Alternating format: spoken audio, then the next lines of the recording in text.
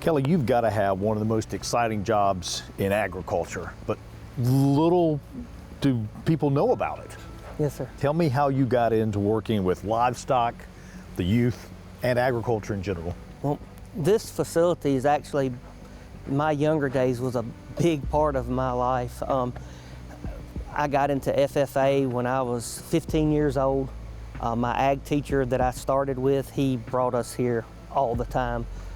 He was a big part of my life also, and he would have us at this facility.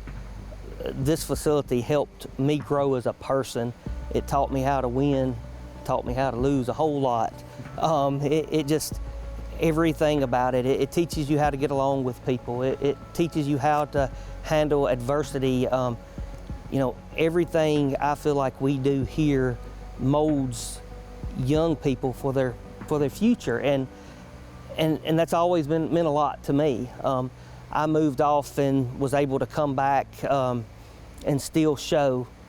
Every year I'd come back to the open shows here when I moved off and, you know, graduated from high school and all, but the facility just, I always thought this is where I want to work one day if it happens. And when I moved back, it just all fell in place.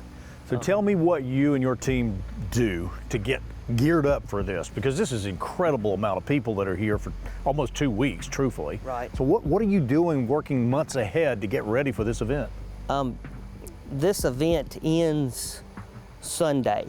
We start Monday working for next year. You know, looking at everything we did wrong. I don't really try to look at the stuff we did right at first. I look at everything we did wrong. I try to, while it's fresh on our mind, we sit down, we make notes, and we try next week to change everything that needs to be changed for next year. For somebody that asks you, what is the end game for these young people?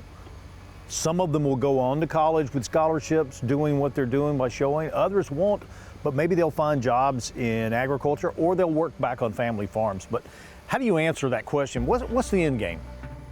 You know, I'm sort of a simple person, so I'm going to leave it a real simple answer. The end game is we're just trying to make good, decent people. And I think that's 100% our whole philosophy. That's everything we want to do here. I mean, I think we need to try, and I think the whole world needs more than that, but I think that's what we're trying to do. At the end of the day, we need to make good, decent people, and I think that's what we're doing. It builds a real community, doesn't it? It does. You know, there's people here that will not see each other for months, and then they get back here and they're a family all over again. A very tight, knit community with everyone that shows here. You know, we do have tiffs like families do, but the most part, everybody works together, and there are a lot of close friends that come together out here and spend this time almost like a family reunion.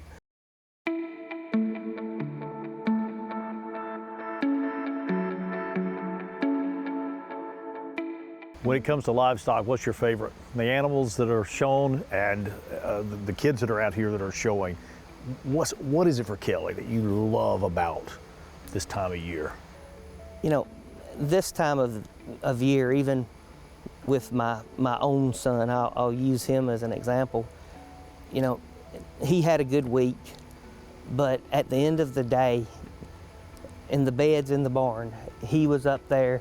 He has smiled more this week than he has in a long time. The friendships, the bonds, he loves his school. He loves his classmates. He loves his teachers. And to see him interact with them and be happy and do what I think he's starting to love, because I loved it and I want him to. And if he don't, it's okay. But to see him just really connecting and starting to have passion for the cattle business and for livestock and showing cattle, that's just great in my eyes. Kelley, thanks so much for bringing us out today and showing us around. Thank you, Mr. Kenny. We appreciate it. Great talking to you. Yes, sir.